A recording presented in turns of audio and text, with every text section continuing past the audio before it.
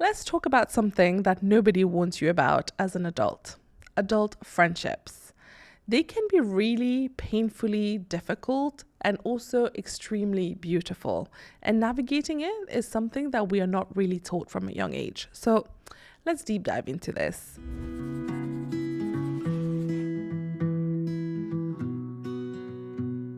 Hello and welcome back to the podcast. If you're new here, my name is Sheen and this is a little bit of a different one. It will be just me and no guest. A lot of times we're told that adult friendships are beautiful, right? And it's true. I believe friends are the family that you choose.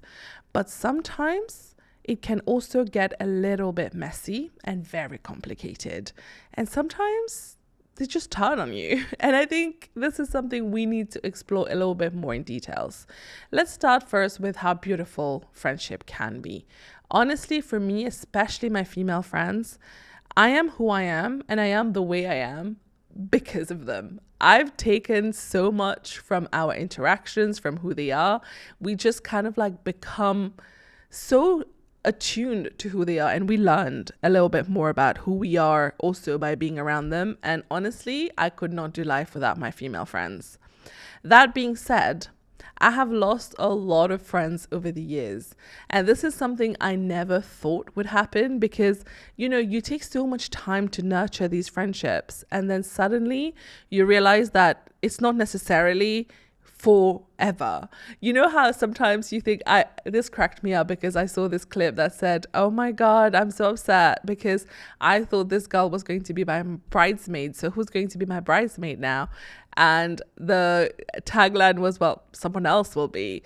In your childhood, you have your friends, your best friends, and you grow up with them and you think that, you have so much history together, and then you're going to spend the rest of your life together and live different phases of your life together, so that it's so much more beautiful because these people knew you from, way back when. But it's interesting to see how friendships evolve, and there's not always a villain, but they do change over time. And this is what I want to talk to you about, because from my experience in my short life I've had so far is that there are very different ways that friendships evolve and how you can lose some friends. And they're not always the same reasons, right? So let's get into it. The first thing is that let's address that you do lose friends in adulthood, right? And I think why does that happen? How does it happen is super interesting. First of all, we need to tell more people that this happens and, you will lose friends. And in my experience, I've realized that a lot of times nothing really happens. It's not a huge argument. It's not dramatic. You kind of like just drift apart. And that's because life kind of gets in the way. People's priorities change. Like you might move countries, someone might get married, they might have kids. You have completely different interests, different lifestyles even. So then it becomes really difficult for you to either find the time to be there for each other or even find anything in common to share with each other. And that doesn't happen to everybody, of course. And there is an element of the intention that you have in pursuing that friendship and how much time you're giving it. But at the end of the day, there are certain things that are beyond your control. And once both of you stop showing up for each other, then that friendship is gone. And to be honest, it has happened to me many times. I've had a friend who, was kind of like a ride or die, and we used to do everything together. And, this was someone who I thought would be in my life forever. But then it's kind of like we're not even mad at each other. Nothing happened, but we just really drifted apart, stopped showing up for each other to a point where now it's been too long. There's been too much distance and too much time where it's not even worth it to like talk about it. Or what do you even talk about? It's just, we're not mad at each other is what I can tell you. And it's just been a loss. And I think it's normal to outgrow people and people outgrow us. And that's absolutely fine. And it doesn't mean that one person is the villain. But at the same time, it doesn't mean that you need to apologize for not being the older version of you, because you only need to show up for yourself. And whoever you are, if that doesn't align with whoever you used to be, and therefore that friend or that friendship circle, that's absolutely fine. It's time to let it go and move on. But while we're talking about loss here, one thing I do want to talk about is I saw this today actually as a podcast reel where they were talking about how one thing we never teach people is how to grieve the loss of people who are still alive. We've never been told this, right? Have you ever been told, oh, it's okay when like you lose someone in your life, whether it is a relationship that breaks up or a friendship that breaks up. And honestly, in my experience, friendship breakup are really, really difficult to handle. And nobody teaches you how to grieve that loss because that person is still around. A lot of people still think that, you're still friends. You might have a lot of mutual friends. You might have a lot of shared memories, and there are things that will remind you of them. And it's not like, they're dead and you can't talk to them. They're still around, but it's just that now you can't talk to them. And it's even harder when there's no drama. If there's drama, at least you can hate them. You'll be like, oh, this is a bad person, so I don't really need to talk about it. But if there's nothing has really happened, it's even harder. So I don't know. I feel like we need to start teaching young adults how to maneuver through this whole, maze of adult friendship, and especially how to move on after you lose a friend. But yeah, that's one thing. The other thing that I've encountered in terms of adult friendship is when you think about transactional friends. And this is something that has become more and more apparent to me now, especially because, I have a public platform. And it's crazy how many people I meet who are just transactional. And, I get these messages all the time where it's like, hey, bestie, how are you? And that message is just, it comes out of the blue, not really like checking up on me. It's like a few messages of trying to catch up. And then it's like, by the way, I needed this. I needed an advice. I needed an intro. I need you to think through this with me. And the thing is, this is what people don't understand. I feel like in our universe of friends, you have your core friends who, are people who you will do anything for. They don't even need to ask. You will do it. They will basically order you to do it. They are your friends who are like family. Then you have the outer of the inner circle. You have the other people who you have a very good relationship with, who again, you will feel like if they ask you for a favor, you would be happy to do it because you know that if you had to ask them for a favor, they would probably help. It's that relationship. I'm not saying it has to be give and take, but it's more that the trust is there that if you needed them, they would help you. But then there are the people who are completely on the outside, who only comes when they need you. They see you as a resource rather than as a friend. And they are the dangerous ones. And they are the ones that you really need to limit access to you, right? Because I feel like these people are just here to take. And yes, obviously, if we are to think about the bigger picture in life, we need to do good and help as many people as we can. But at the same time, if this person is only taking from you, it will leave you with a little bit of a bad taste. And therefore, especially me, it makes me a little bit resentful then. And I'm like, oh, I feel like I'm being used. I don't like it. Then I harbor bad feelings while doing something good. So there's no need to do it. It's better to just limit access to these people who see you as a resource rather than as a friend.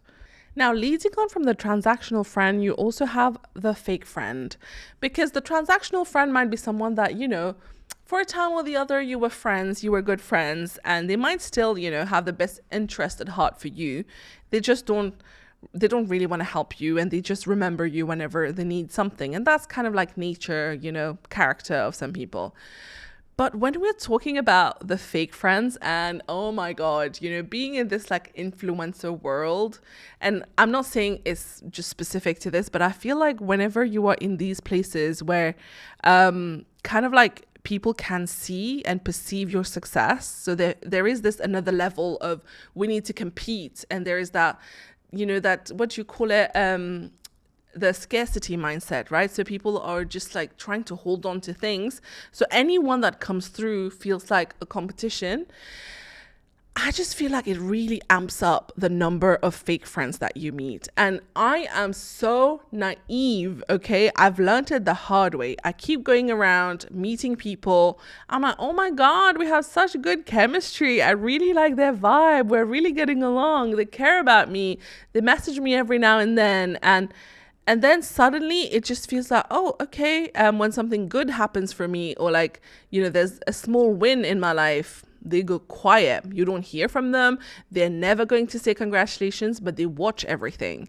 At the same time, you'll start seeing things like, oh, you tell them you're going to an event, you go there, they're there, but they didn't tell you they were also invited because they were hiding that from you. And then that just, even now talking about it, like I have this like wave at the back of my spine, because it really gives me the ick when people pretend to be your friend, but they are just keeping you close in order to know a lot more about your life that they can copy, that they can either steal, or that they can just, know. It's like keep your enemy close so that they know exactly what you're doing. But they are not happy when you win. I don't know if they're happy when you're losing, but they're definitely not happy when you win. And these people are dangerous, honestly. And I keep learning this the bad way. A lot of people I meet, they will like promise you everything. They're like, oh my God, we have to be besties. Let's hang out. And then you see them hanging out with people that you introduced them to, but now you're not invited at all. And you're like, okay, I'm all for being a connector. I love putting people in touch. I do this all the time. If you're my friend or you've been part of like my social circle, you know that I do that all the time. If someone is looking for something, or I think that these two people are great, I'll connect them. And I think there's nothing more beautiful than connecting people together. But what I don't like is when someone uses you to have access to your network and then they try to cut you off from that network. And I'm like, what is the point of this? Also, are we children? I feel like even children don't do this. I should not be going for the kids. But why? Why are we doing this? My advice on this front is, if your friend cannot clap for you when you're winning, they should not be in the room with you. You need to know this. And I remember Simon Sinek said this thing is that, we should always look for the friends who are there for us when something bad happens. But that's not the best test for friendship. The best test for friendship is the one person you want to call when something really good happens to you, because that means that that this person deep down will be as excited, as happy as you are about this thing that just happened for you. And that's just beautiful. Honestly, right now talking about it, I can see the faces of the people in my life that I immediately share good news with, and the way they get excited, the way they celebrate is crazy. And these are the real friends. They are the ones who are equally, if not more than you, excited about your wins. And they are the ones who deserve to be there. But if something good happens to you and you're a bit like, I don't know if I should tell this person because, they're not really supportive when something good happens, or I'm a little bit worried about, evil eye, what about the nazar here? Then you know that this person is not a good friend. And in this case, whether it is a professional relationship, great, but you should not have any expectations. And again, limit access. Now, the next thing, of course, there is the betrayal, right? And I think I don't really need to talk about that. I think we all know when someone stabs you in the back, or someone, talked about you behind your back, or, whether they allowed someone else to talk about you and they didn't defend you. And I always say, if someone talked negatively about me in your presence and you're coming to report this back to me, my first question is, why did that person feel comfortable enough around you to talk negatively about me? Let alone you not saying anything to defend me. And again, loyalty is huge, but why did they feel comfortable? Because you made them feel comfortable. And in that case, you know what? Believe them. Just be their friend. I'm okay with that. And I think that's where we need to be a little bit more discerning as to who the people around us are. And again, we don't need revenge. You don't need closure, nothing dramatic, just bye-bye, And that's one thing I've learned to do, is that if I hear anything about a friend who said something remotely negative about me, or who's done something behind my back that is a little bit iffy, I'm like, okay, chapter closed. Khalas, bye-bye. That's it. There's no, I want to know, I want to understand what happened. We were friends. Who has the time? Don't do it. Don't waste your time. Just let them go. And that has been my approach, and it's so liberating. We don't need to be part of other people's drama, honestly.